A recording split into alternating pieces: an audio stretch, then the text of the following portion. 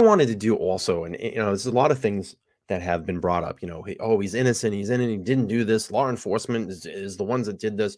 I try not to go on Reddit too much, but I found a pretty good catalyst to where I'm going to go here with the next segment in my show. So let me bring up this Reddit article, and this is going to talk about guilt or innocent, and who knows? We really don't know, but it sends this piece of this article or this message to me holds some truth because it's so well written and it's interesting. So this person on Reddit wrote, "My friend's husband is a defense lawyer in Washington State, but started as a public defender. He happened to answer her phone while she was in the shower this morning, and I talked to him for a few minutes. He thinks the case presented against BK and the PCA is strong, and the defense has an upheld track." And I've said that as well, too. We're going to go through the timeline a little bit this evening to support why I think this case is very strong against Kohberger at this point. So it goes on to say he thinks the case presented against the PCA. Okay. So it goes on to say his DNA, quote, his DNA on the sheath, that's tough to explain away. If this was his case, he said he'd already be figuring out how to keep the cell tower information out of evidence. Now we're going to get to DM. DM's eyewitness account doesn't make or break the case. I told him some people here on Reddit have said the defense will destroy her, and he laughed. And I've kind of said that too, that credibility issue in the fact that, that 8 hours spent, like, why didn't you call law enforcement? You didn't use the restroom. Why didn't you call law enforcement when you saw a strange person in your house covered in black with a black mask on? So there's all these things that, that I think that a defense would crack down on her. He said, yeah, get the jury to think that you're a heartless asshole. There's winning strategy. Basically saying that if the defense is cracking on her, it's going to make the defense team look really bad. And that's could be possible. She has to testify to her account, put it into evidence. Whether the jury believes her or really depends on how she composes herself, she will likely be nervous and upset, making her sympathetic to the jury. Right. Now, here's the key: whether the victim's DNA turned up at his apartment, car, or some other places tied to BK. If so, it's kind of game over. And this is the biggest point that I want to get out there to everybody, because everybody in this whole innocent thing always says, well, they only have this little bit of evidence, and they only have that little bit of evidence, and the sheath could have been someone else's, and then it just got there, and then maybe he touched it once, and this and that and this and that. The thing is, and I've said this a billion times over, if I had an echo on my microphone, a billion times over, we have not heard the full details of evidence in this case right now. There's so much more to come. You haven't even heard. They haven't processed the vehicle yet. They haven't processed. Well, they probably have. They haven't processed, or we haven't heard of processing of the evidence that they collected from his house. I think it's going to shock a lot of people. You haven't even had a full forensic DNA analysis of the data on his phone, his computers, of maybe computers he used in the lab, Wi-Fi's that he was connected to, Bluetooth devices where he might have been connected to. There's going to be an immense digital forensic DNA as well, too. I mean, I've been watching the Murdoch trial, and just the forensic DNA, digital forensic DNA they have in that case has been mind-blowing. And you're going to see a lot of that in this Kohberger trial. The prosecution will have that stuff. So everybody's got to pump a little bit and realize there's a lot more to come in this case if it goes to trial.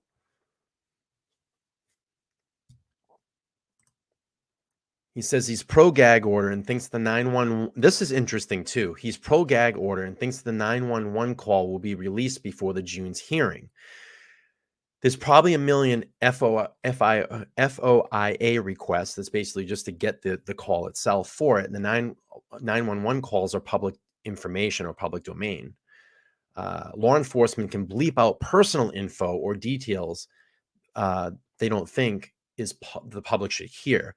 One more thing, I asked if WSU could cooperate with the police without being compelled by a warrant. He said, in this case, yes, they can claim a law enforcement exception to FERPA and other state and federal student privacy laws. This also would allow him to disclose what could be viewed as materially important to the investigation.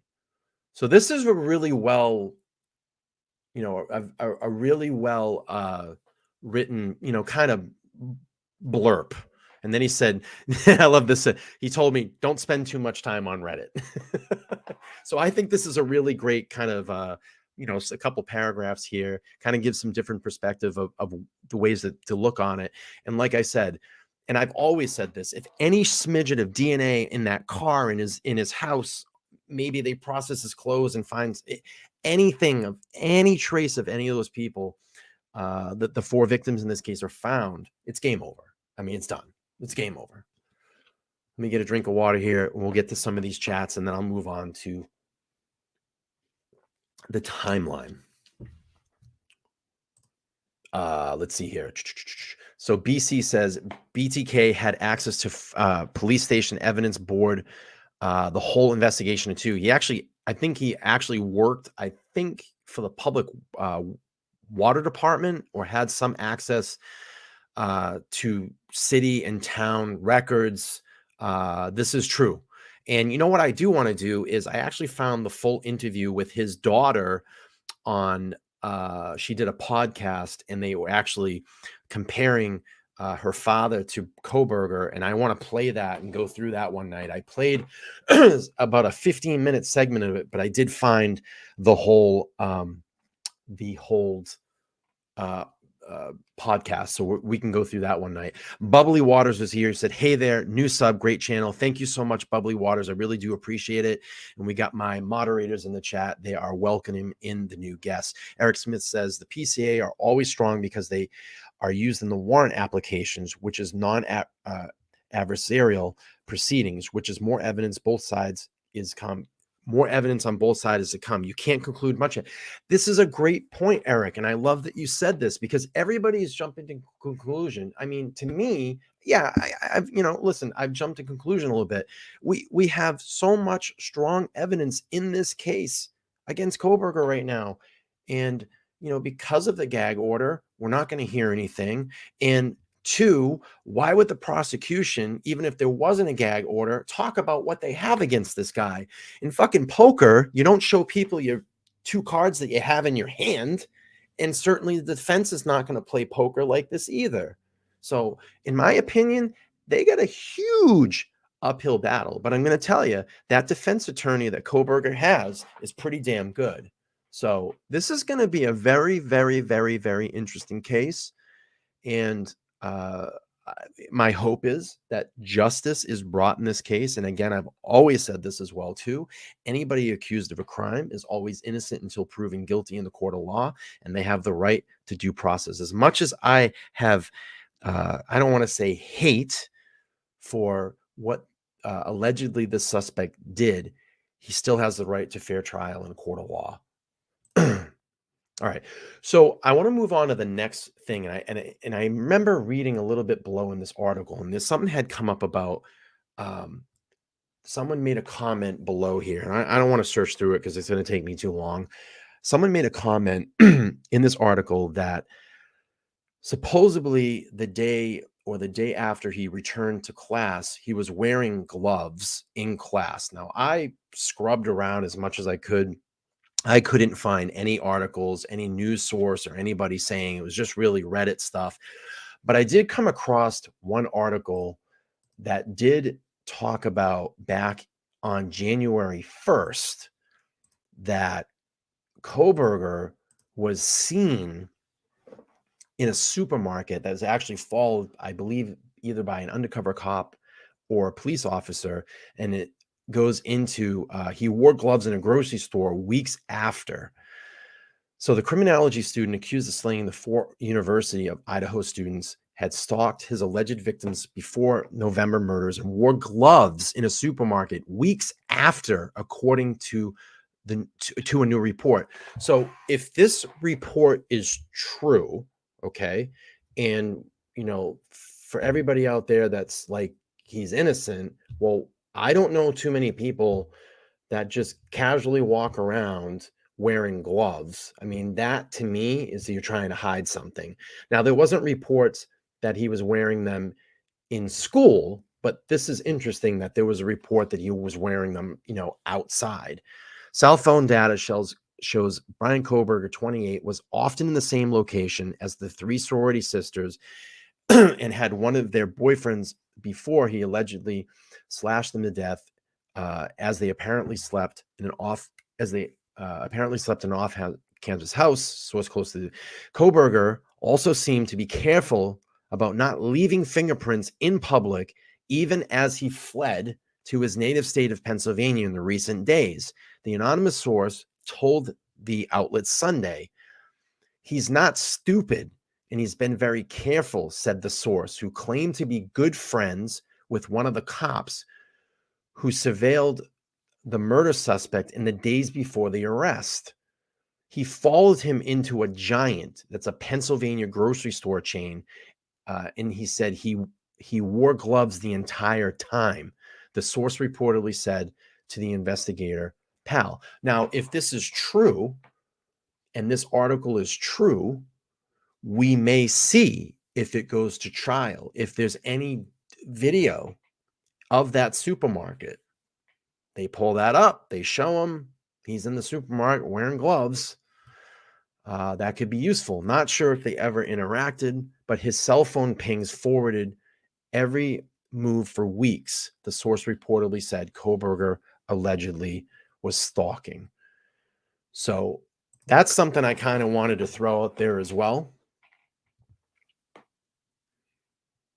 BC says, great point, ES. Wait until the other 95% of the prosecution evidence comes out. Absolutely. SC says his student said he wore an Apple Watch. It tracks your activity even if your phone is off. The heart time would be interesting to look at if he was wearing it. That's a really great, interesting point. Wow. That would be something to see the heart rate at that time. O'Brien thinks it's a great point. That is a great point. All right. So guys, let's go through the timeline again. You guys want to go through the timeline? I would love to look at it again. So we'll do that. Eric Smith says, and until 100% of Kohberger's evidence comes out. And then BC says, remember, after witnesses are usually FOS. All right, let's pull up this timeline again and go through it. And this is why I think the evidence in this case is very, very strong against Kohberger. So if you haven't gone over and seen this, you guys can review it. You just basically can just Google virtual tour of 112 King Road, Moscow, Idaho. And they have this timeline up there. And this is very, very detailed. I wish I could, I don't know if I can zoom in on this to make it a little larger. I don't think it has, oh, wait, I can. Da-da-da-da. Awesome. Let's bring this up. Is that a little better for you guys? A little bigger? Let me know, because I can bring it up a little wider here. Oh, what did I do? All right, I think maybe 125 is going to be good. So I can, my blind ass, and I have no, isn't that great? I have no lenses in my glasses. It's all for the show. All right, let's go through this timeline. So on 5/21/2022, Bryan Kohberger graduates from DeSales University. On 6/5/22, victims begin their lease at 1122 King Road. 6/23, and this is where it starts getting interesting. And the first kind of interesting part of this, 6/23/22, Kohberger opens a cell phone account with AT&T in his own name and registers to Albrights, Pennsylvania. 8/1/22, Bryan Kohberger moves to Pullman, Washington. On 8/16, this is great. I love all this time too, the timelines. 8/16/22, 5:30 p.m. Officers at 112 King Road for noise. So that was the first noise complaint. On 8/21, at between 10:34 and 11:35. Now, this is very interesting. Bryan Kohberger's phone utilizes cell resources at the King Road residence. So he was in and around that area. Why? I mean, this is only 2 months, barely 2 months. Why is he there? And then 11:37,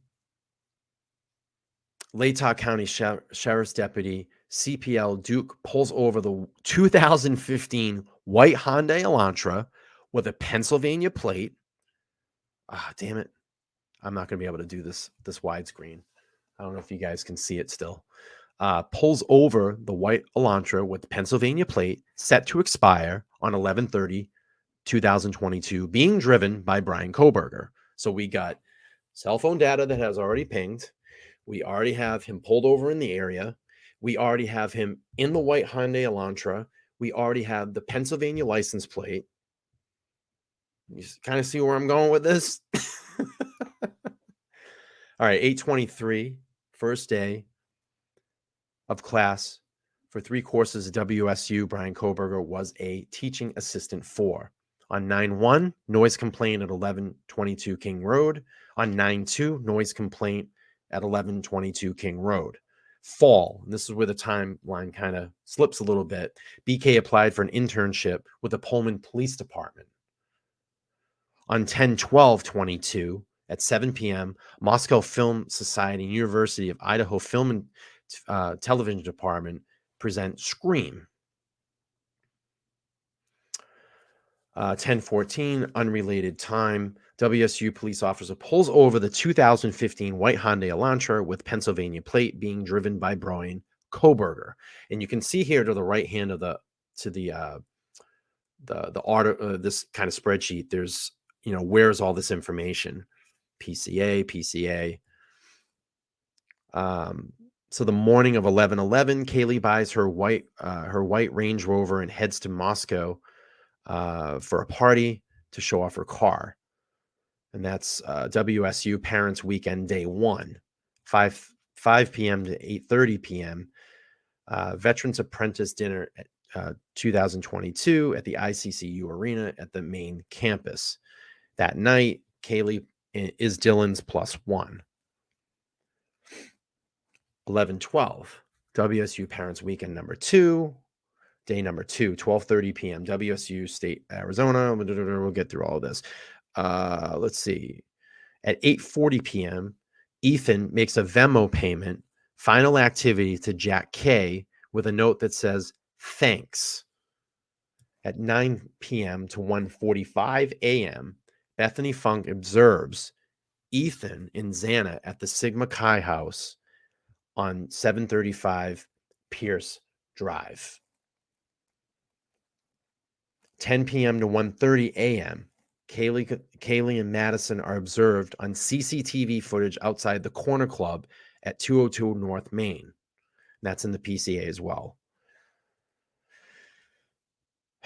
10:04 p.m. to 10:16 p.m., the 2 officers on Deacon Ave with a male and female that were walking issued a MIC citation to the female. 10:15 p.m., Kaylee and Madison are picked up from their house by a private party driver. Excuse me, I'm going to sip of water here. Everybody still with me out there? Give me a thumbs up.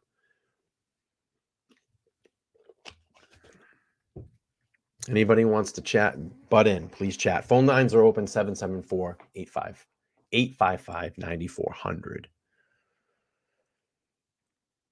So now we jump to, let's see, 11/13/22, WSU Parents Weekend Day 3, final day. At 12 a.m., Xana speaks to her father, Jeffrey, for the last time, and he states that she told him she was hanging out at home with her boyfriend. At 1:30 a.m., Kaylee and Madison seen on a Twitch live stream at the Grub Truck, 318 South Main Street. God, that video, people were breaking that video left and right. Who's that? Who's the guy with the hood? Who is this person there? Where did that guy turn? That was a crazy video. I remember that. There was a lot of conspiracies that came out of that video. 1:45 a.m., Bethany Funk estimates that Ethan and Xana returned to the King Road residence. So now we're building to the timeline. 1:56 a.m., Private Party reported that he dropped off Kaylee and Madison at their King Road residence, same private party that picked them up earlier. So it was the same driver. 2 a.m., both Dylan and Beth make statements during interviews that indicated the occupants of King Road were all home at this time. So everybody that lived there was home at this time. 2:26 a.m., Kaylee's first call to her ex-boyfriend, Jack D. Now we're going to go to 2:42 a.m. BK's phone using cellular resources at his residence in Pullman, Washington, ping. That's in the PCA. Kaylee makes 4 additional calls to her ex-boyfriend, Jack, for a total of 5. And that's about that same time. 2:44 a.m. White sedan, consistent with description of white Hyundai Elantra, known as Suspect's Vehicle 1, observed in WSU CCC TV traveling north on Southeast Nevada Street in North Stadium Way. 2:44 a.m. Kaylee's calls ex-boyfriend Jack D a 6th time. Madison tries also to call Jack D twice. At 2:45 to 3:15 a.m., white, light-colored sedan seen on CC TV traveling west on Taylor Avenue towards crime scene. Per landlord, this looks like Kane. I'm not even going to try to pronounce that last name. French. Let's get to this chat real quick. I just got to wait for it to come up in my chat, and then I can pull it up, SC. All right, let's see. So the closest tower to the house covers 27 or so miles, which could ping miles away. Is it even credible at this point since it can't pinpoint an exact location? So here's the thing, and I'm glad that you brought that up. If you've watched any of the Murdaugh trial, there's I don't know if it's a program or device that they use that they can actually load in cell phone data to it and ping cell phone locations by the feet. They had Murdaugh literally pinging all his footsteps of where he walked that night on his property. You're going to see that in this case, I am sure. And I can't recall what the software is, but I saw this on another podcast, and it is confirmed. It is something that the law enforcement can use, and I believe the FBI uses it, law enforcement uses it, CIA uses it.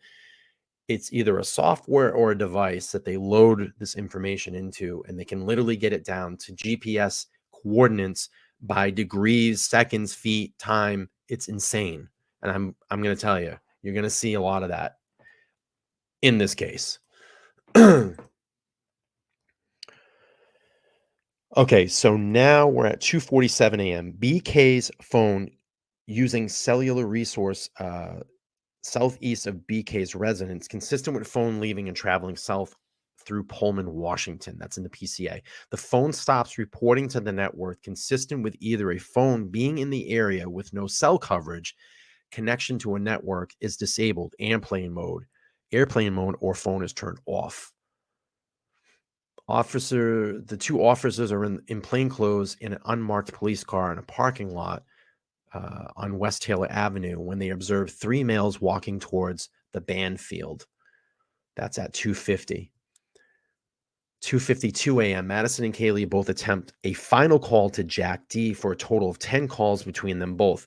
Would you say they were pretty intoxicated? I'd probably say. Sounds like some drunk calls. Mm.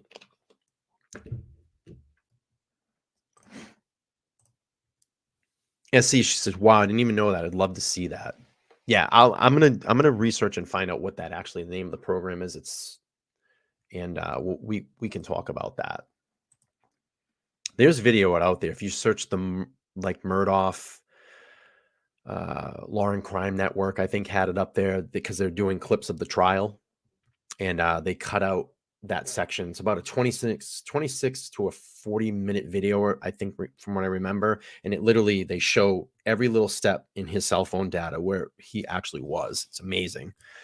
So back to the timeline here. Let's see. 2:53 a.m. Suspect's vehicle 1 is observed traveling north southeast on Nevada Street in Pullman, Washington, towards SR 270, which connects Pullman, Washington, to Moscow, Idaho. 3:53 a.m. to 5 a.m. BK's phone does not use cellular tower resources in close proximity to the King Road residence. 3:01. The two officers make contact with 3 males, issue all 3 males MCI citations. At 3:26 a.m., a white sedan, suspect vehicle 1, was seen traveling westbound in the 700 block of Indian Hills Drive. That's in the PCA. 3:28, suspect vehicle 1 is seen traveling westbound on Steiner Avenue in Ohio State. I mean, do you see kind of what's happening here for the people that think that this is, you know, that the evidence is not strong? Let's see, 3:29 a.m. to 4:20 a.m. Multiple sightings of suspect vehicle 1 making 3 passes by the 1122 King Road residence when leaving via Walnetta Drive. And I'll tell you, it says multiple sightings. So I don't know if that's video evidence. It could be a human that saw this vehicle.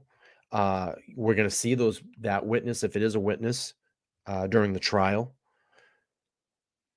Both officers at 3:32 a.m. Both officers leave the area of 701 West Taylor Avenue. So let's pull some of these chats up real quick. She said, "Wow, I didn't even know that. I'd love to see it." BC says, "The cell phone accuracy blew my mind when I seen it." So, you watched the trial. You watched that portion of the trial. It's crazy. Eric Smith says the evidence is not as strong as one might think. The PCA did not describe the body source of the DNA, the lightning in DM's hallway, or timeline consistent with the surveillance footage. Eric, I'm just going to urge caution in this again. You haven't even seen 95% of the other evidence in this case. You won't hear it until it goes to trial. My opinion, because I'm the opinionated idiot, the evidence is very strong in this case. I beg to differ.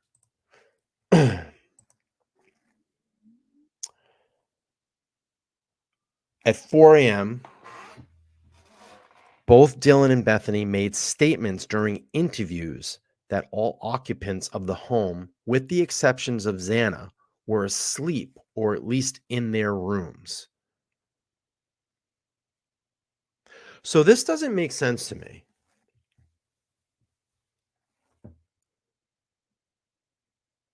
If everybody's home in their rooms, why would you think there's a party going on? Because all the body cam footage that I've seen, kids were running, I sound like an old person, amok in the house. This to me would seem that things are very quiet in the house that evening. And I've always said that all along. This didn't seem like a party night. And that's why I've had issues with the statements that have been made.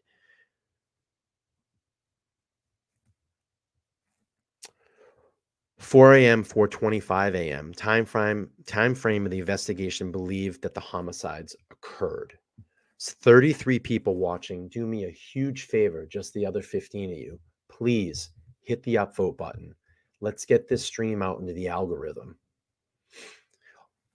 Also, what I'm going to do too, and I just want to let you guys know this, once I do a live stream, I'm going to download it and then re-upload it for all of you guys. So you can either go back and rewatch it, or when it launches again, if you guys can interact on that, that'll help as well too. And then I may just do certain kind of clips in between and clip all those out like segments and send those out as well too. Just something very easy. Jeff Lane has upvoted. Thank you, Jeff. I appreciate it. Let me get up some of these. Chris Pepper says we should hear more at the probable cause hearing. I don't think we have to wait all the way for to the trial, right? Yeah, you may hear some things there in the probable cause case. Absolutely, we're going to hear more details as well.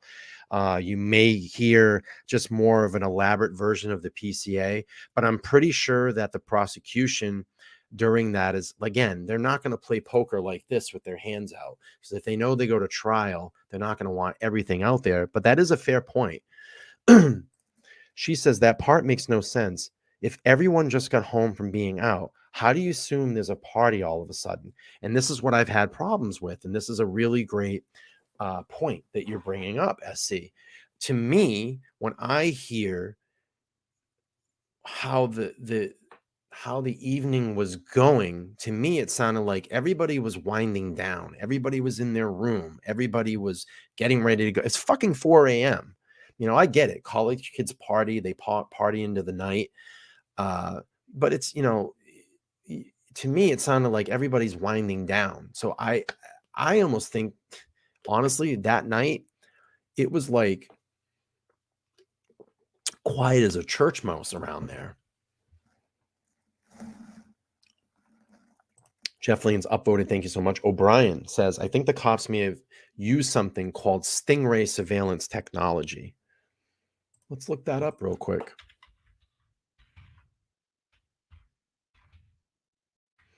Stingray.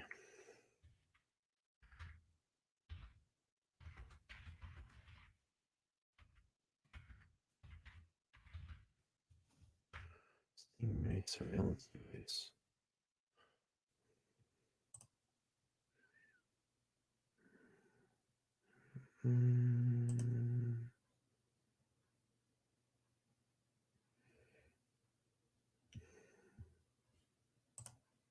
Stingray, also known as cell site simulators or IMS catchers, are invasive cell phone surveillance devices that mimic cell phone towers and send out signals to trick cell phones in an area into transmitting their location and identifying information. Interesting. Yeah, I don't know if it was quite that, but it's something that they can preload information into and get more of, specific areas where things are. Chris Pepper says he's updated, says makes sense. Eric says we can judge only the evidence we've seen. Yeah, I completely agree. I appreciate your candor response on that. You don't think that there's enough evidence, that it's not strong. And I love those opinions over here, because this is what it's about, to have those discussions back and forth. SC says, being a college student who goes out, when my friends and I get home from going out, the only thing we're doing is eating pizza and going to sleep. I myself have been through those days in my younger years. At 4 o'clock in the AM, after probably being out, I mean, they were out partying. You come home, there's no one else in the house at that point. So how the hell do you know? This is what, it doesn't make any sense, thinking that there's all this, bunch of people. And I'm sure getting a feel for that house and being in there, you probably would have a good judgment of how many people are in the house. Even if you're downstairs, holy shit, there's a lot of people upstairs. They're screaming, they're yelling, they're partying. I mean, to me, I'm sorry, I'm losing my voice. It was a very quiet night. And that's why I've had some problems with these statements. Dr. Bob also saying she's referring to the thud and noises upstairs. Yeah, absolutely. Absolutely. You're wrestling someone around, you're pushing someone around on the ground, someone's fighting back. Of course, you're going to hear those noises, and quite possibly, maybe she did think it was a party, but I don't know. To me, it's just, I've had some issues with that. So 4 a.m. to 4:25, the time frame the investigators believe the homicides occurred.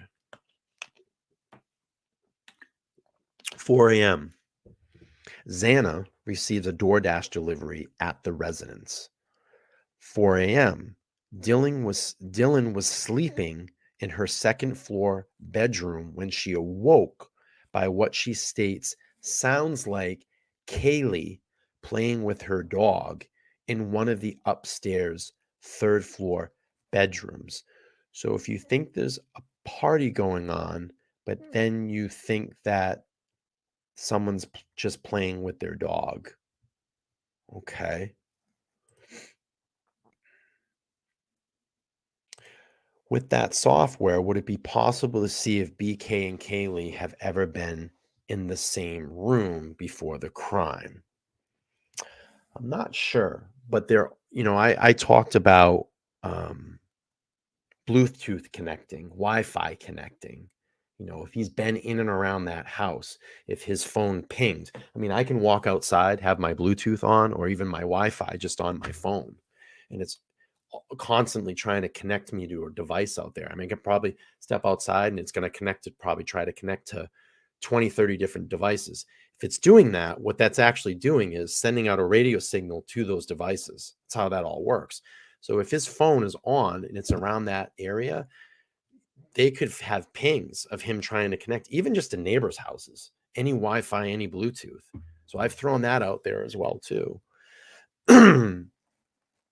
Lee checks in. She says, the facts are 4 people were murdered brutally and blood everywhere and their bodies were chopped up. How do you think that's a party? That's a very good point. Well said, LS. I don't get it. Initially, there isn't going to be a lot of blood. Juniper checking in. I got 32 people watching. Can we just get me to 30 upvotes? Just 30 upvotes. We're at 23 right now. 30 would be amazing. So we're going to keep moving on here. So at 4 a.m., Dylan is sleeping in we'll start here again. Sleeping in her second floor bedroom when she awoke by what she states sounds like Kaylee playing with her dog in one of the upstairs third floor bedrooms. Short time later, Dylan hears who she thought was Kaylee say something to the effect of, there's someone here. There's someone here. Dylan looks out of her bedroom and didn't see anything. 4:04 a.m. Suspect vehicle 1 seen driving eastbound on King Road stops and turns around in front of 500 Queen Road, number 52, then drives back eastbound on King Road. Suspect vehicle 1 appears to unsuccessfully I have to laugh a little bit, to park and turn around in the front of 1122 King Road, then continues to the intersection of Queen Road and King Road, where it can be seen completing a 95-point turn. No, I'm sorry, a 3-point turn, then drives eastbound again on Queen Road. I wonder if that's him contemplating, am I going to do it? Am I not going to do it? Am I going to do it? I'm not going to do it. I'm going to do it. I'm not going to do it.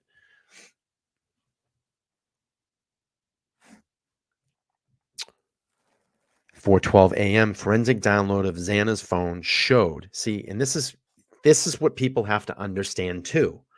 The cell phone data is going to be downloaded. His cell phone data is going to be downloaded. The forensics are going to be of these phones of these individuals. The forensics of his phones are going to be downloaded. And we haven't even seen any of this stuff in the case yet.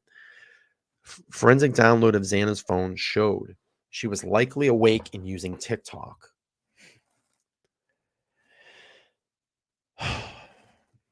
Dylan opens the door a second time when she heard what she thought was crying coming from Xana's room. Then she heard a male voice say something to the effect, "It's okay. I'm going to help you. It's okay. I'm going to help you." Dylan opens her door for a third time after she hears crying and saw a figure walking towards her in black clothing, a mask that covers the person's mouth and nose. And that's what I said, the mask like this, and it shows like that, kind of like maybe a ski mask and you would pull goggles down, or I know motorcycle riders wear them. They'll put them on when they're riding in the cold, and they put their helmet on, and it gives them this view. Someone was asking about that in the comments. She describes the figure as 5'10" or taller, male, not very muscular, but athletically built with bushy eyebrows. Let me pull up some of these chats really quick.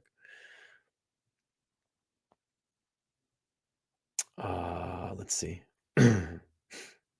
Wow, I missed a lot. I'm sorry, guys. Dr. Bob checking in says the dog was upstairs, right room alone with the two girls were together in the left room. SC says, I think she's backtracking in case the family tries to sue. Chris is checking in, says, I think there's got to be 3 people involved with this timeline. What 3 people do you think?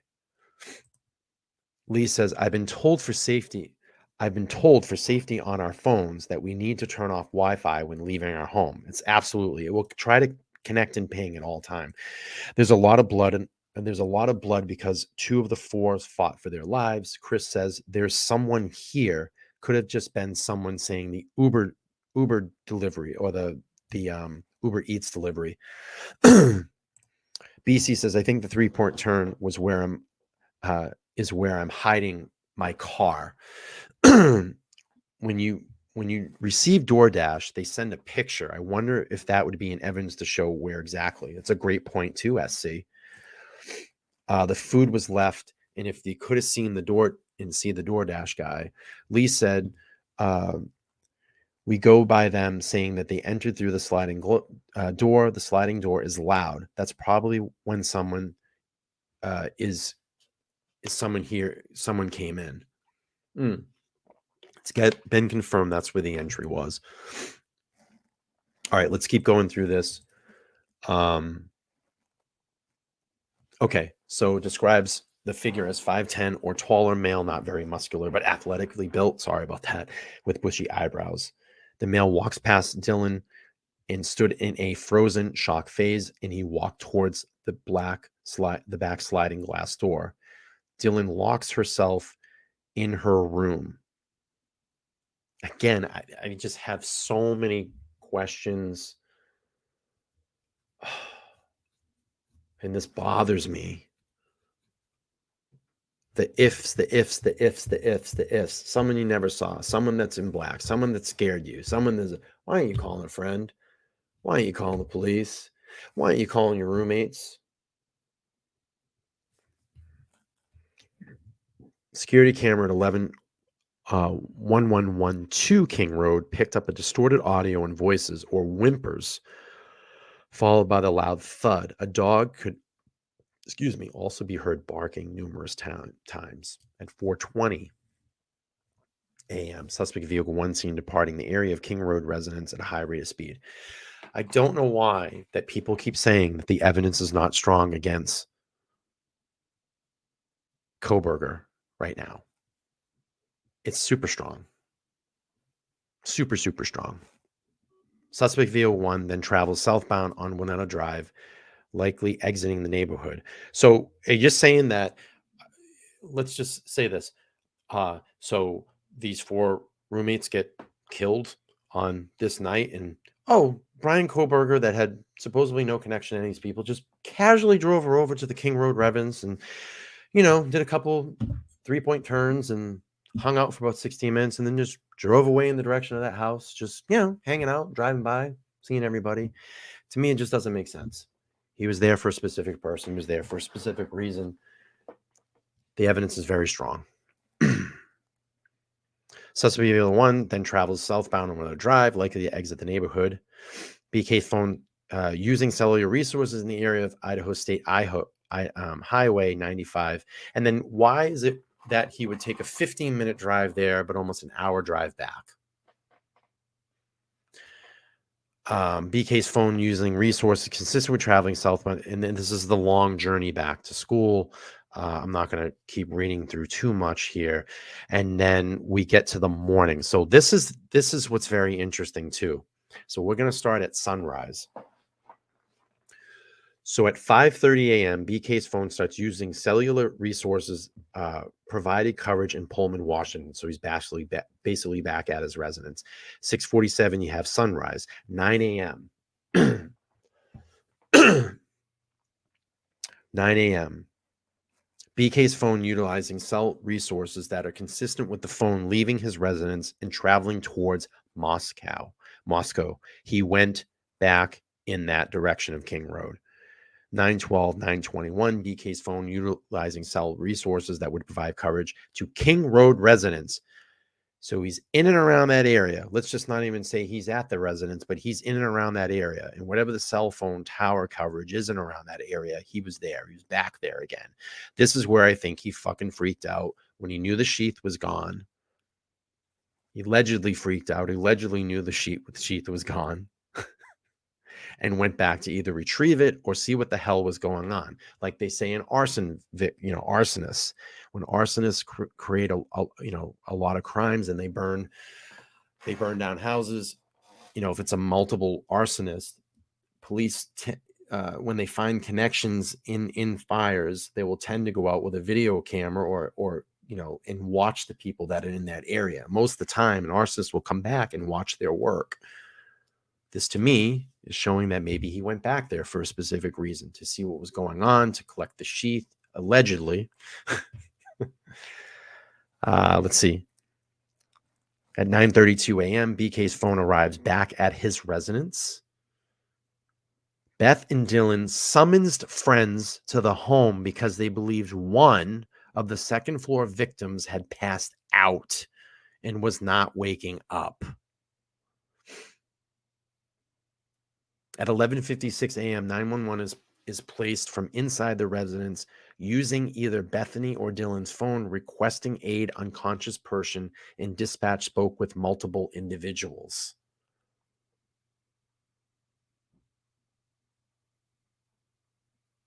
Multiple people at that fucking residence before the police got there.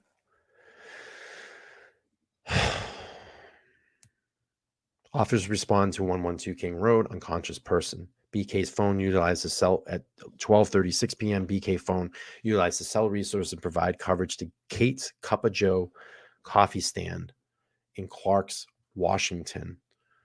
Surveillance coverage from SC Chief store located at Clark's, Washington, adjacent to coffee shop showed the White Elantra consistent. Let's see. Sheriff arrived.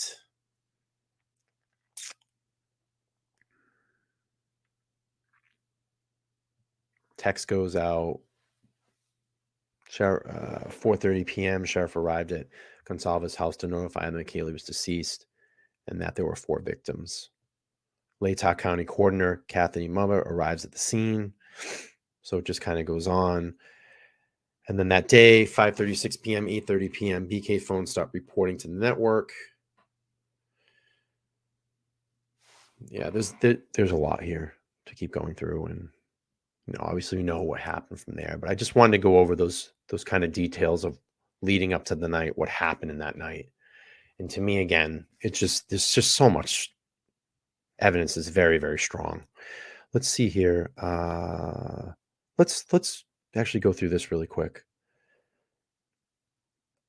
11/14/22, BK phone connects to cell phone tower that provides service to Moscow, Idaho, but investigators don't believe that BK's phone was used in Moscow on this date. It had not connected to any towers provided service to Moscow since this date. In-person online classes canceled. 11/17, autopsies performed on 4 victims. 11/18, BK registers the white Hyundai Elantra with Washington and later receives Washington plate. Detective sees the contents of 3 dumpsters on King Road to locate possible evidence. Moscow police put out map of area of interest to collect video footage. I got 40 people watching right now. If we can just get to 30 likes, guys, come on, 3 more likes. That's all I need. Let's get it to 40. Screw that. Let's get it to 40.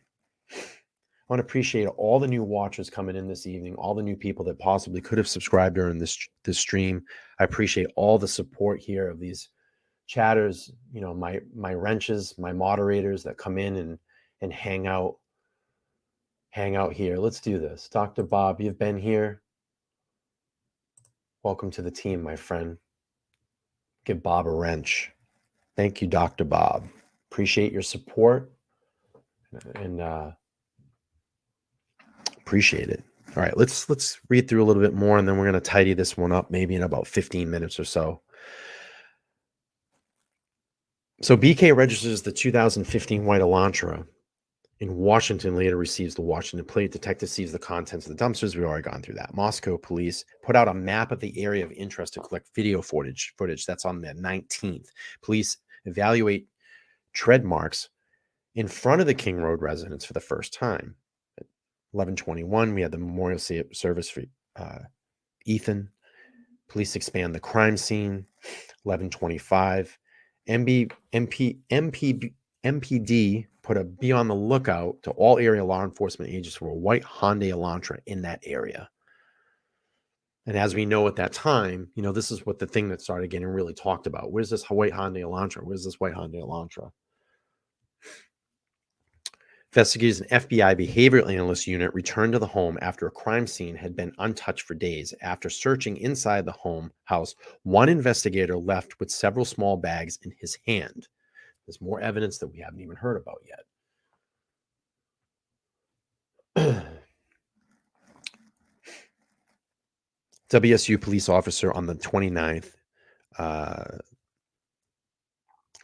queries the white Hyundai Elantra registered with Washington State University, locates the 2015 Hyundai Elantra with a PA plate, registered to Bryan Kohberger, resides in Pullman, Washington. Another officer looking for the white Hyundai Elantra. Police tow away 5 vehicles that have remained in front of the crime scene since 11/13 for further processing and evidence gathering.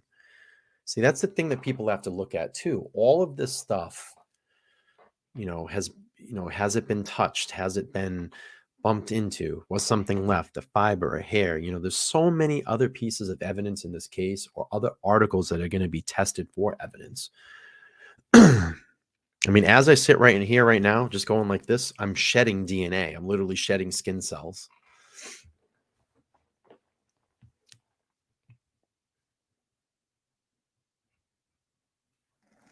Love the chat, guys. Really great stuff. Love the community. It's all about the community. It's all about you guys. Let's pull this up real quick. B says, it makes no sense. Ethan could not have been in the hallway and not seen.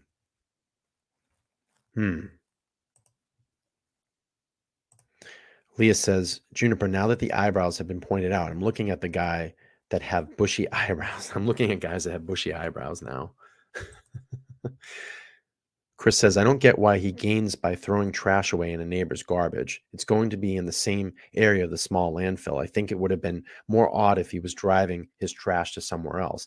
Absolutely. And that's something that I wanted to talk about too.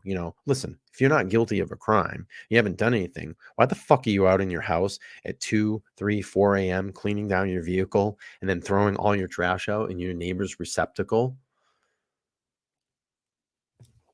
I mean, come on. It's just like you're trying to hide something. Oh wait, you're smart enough and you thought like the police were there, so you're pranking them, you're playing up on it. I don't see that. You're hiding something. 40 people, guys. I just need like 8 more votes to get us to 40. All right. On the 2nd, BK gets his hair cut at his regular barber shop. Private security company is now guarding the crime scene on the 3rd. On the 7th, police asked for public's help in location of the driver of the white Hyundai Elantra. Chief James Fry and other members of the Moscow PD collect and remove victims' personal belongings so their items can be returned to their families. They were loaded in a U-Haul truck driven by Chief Fry and transferred to the secure location until families can collect the belongings. These arrangements were made in coordination with the families. Oh, man, that's horrifying. 12/13, white Hyundai Elantra captured the license plate reader in Loma, Colorado. On the 14th of December, Pullman police called an apartment on the 1000 block of Latah Street for a weapons offense where a man reportedly threatened to kill his roommates in the apartment. Now, this is where the timeline kind of skews a little bit, and this is where people have said that they think maybe possibly this person could have been involved. I don't know. Maybe we hear more about this. Then this person was, I believe, ultimately shot and killed. Whiteham Elantra is quarried by Hancock County Sheriff Department, Indiana. That's where we saw the two pullovers. BK's second traffic stop in Indiana. Autopsy for Ethan Chapman complete. Surveillance video shows BK Elantra in Allsbright, Pennsylvania, with only one occupant and whose description was consistent with BK. Do you guys think he talked to his dad? It's a long drive. It's a long drive from PA. Hey, Dad, I'm in some shit.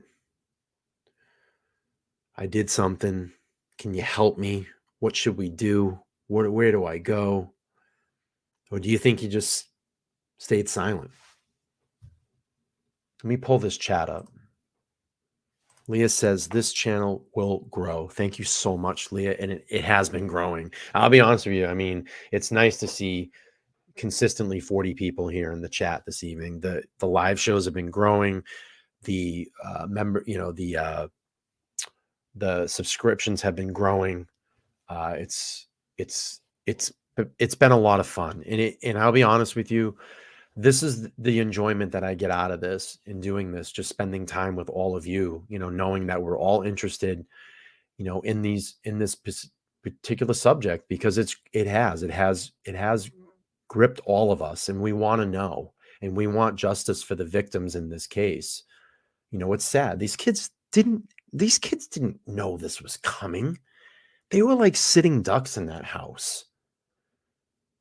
And we're going to find out if Bryan Kohberger did this or he didn't.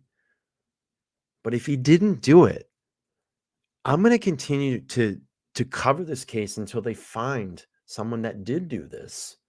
If it's not Bryan Kohberger, I think attention still needs to be brought to this case. And we're going to talk about it all the way up until June. But these kids were innocent. They didn't deserve this.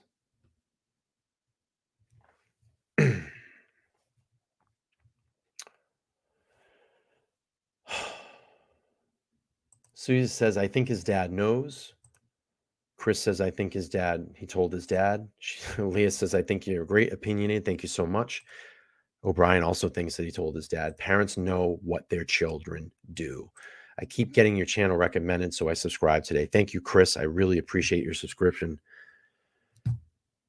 Susie says, yes, they do. And SC says, the way he looked at his dad when police were asking questions, his dad knew. He was scared that his dad was talking too much. I got that vibe too. And Susie said she's subscribed today as well. Thank you. I don't think that there's enough evidence on Bryan. I just don't think there's enough evidence on Bryan. Interesting. Susie said she's subscribed today too. Thank you. Juniper says, I think Bryan told his dad that Kopaka did it. That's why his dad talked about Kopaka on the track. That's a great point. Maybe he did. That's a good point. Maybe to throw everything off, It's going to take till June to research this crazy stuff. Good point, Juniper. But I love hearing both sides of the stories here. People think that he's innocent. People think that he's guilty. People think they have the wrong person. But this is what makes this, this is what, I don't want to say fun, but it makes us all think. Maybe we have something that we discuss here swings someone a different way, has a different thought about it, or has a different theory. That's why I like discussing all this stuff with all of you. Or his dad and him did that to throw off and pinpoint someone else. That's a great point too, SC. I know we're all chomping at the bit. The things that we're chomping at, especially here as a YouTuber, we want to hear the 911 calls. We want to see the interrogation videos if those are ever going to get released. And that's really what we're chomping at the bit. O'Brien says, do you think that BK's attorney will motion for a change of venue? I think that's going to happen because, right now, I think the thing that really hurt this case right now is that what was it, the Dateline story? I mean, that went out nationwide. That went out worldwide. That could swing a jury. So I think that, even just for protection purposes, maybe they commission something to bring this out into a different area or a different venue. That's really a great point. I think he's framed, but knows the people who did it. That's how his DNA got on the sheath. Okay, fair point, Chris. And Leah says, yes, Susie, I think we will be mind blown. I think this is going to blow everybody's minds when this comes over. And it could, maybe the dude is innocent. I don't know, but right now, the way that I feel in this is just my personal opinion. The evidence is very strong. Chris has his opinion. I respect it. SC has her. BC has his. Leah has hers. That's why we do this. This is good. It's great to do this stuff. And she says, Leah thinks he's framed as well. That's the reasonable doubt. And we'll find out. Okay. 43 people, guys. I just need a couple more upvotes. So let's just get 5 more upvotes and get this to 40, and then we're going to wrap this one up.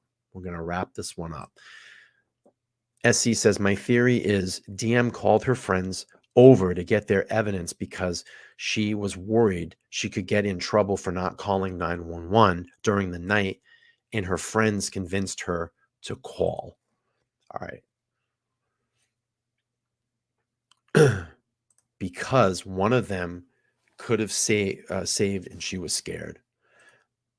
All right, so we got search. All right, so we're at search warrant 1 on the 23rd, specific to Bryan Kohberger, granted review historical phone records of only between 11:12:22 a.m. through 11:14:22 12 a.m. Search warrant 2.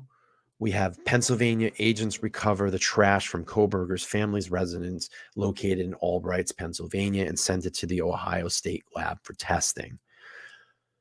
On the 28th of December, Ohio State lab reports that a DNA profile obtained from the trash and the DNA profile obtained from the sheath identified a male as not being excluded as the biological father of the suspect's profile. Now you have a motion to seal for a search warrant of Washington is filed, probable cause order and warrant arrest for Bryan Kohberger signed. The DNA. It's the DNA. It's the DNA. That's the smoking gun. SC, $4.99 super chat.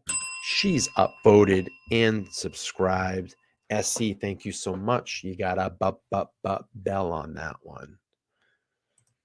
BC says, nice, let's go. SC, Teresa says, thank you for supporting the stream. No, thank you guys. I appreciate it. Leah says, Lana of Truth and Transparency is starting a live. She is the one that had Justin show up on her live the other night. I was there. When this ends, come there. Opinionated, come there too when you're done. Leah, I appreciate it, but I got to work in the morning really early. I get up at about 5 o'clock. I go to the gym, do my business, but I'll probably watch it on an after show. I got to be honest with you. I don't really watch a lot of the other true crime channels, and I'll tell you why. I like to give my own clear perspective. I don't want to be clouded by other I don't want to be clouded by other videos or other topics or other ways that people are talking about this information on their channel. Um, I do watch some of it, but I'm not, you know what I mean? I have like kind of my own material to do here. So I don't want to pull cues, I guess, from that. I want to be organic in what I do here. I watch Lana. I've checked her out. I like the Drunk Turkeys. Those guys are great. I'd love to have them come over here sometime on my show. I'm probably going to reach out to them at some point and have them come over and hang out here and do, maybe a little show with me here because I love their point of view. They're really good guys. And believe it or not, I did a call in on one of their shows a couple months back.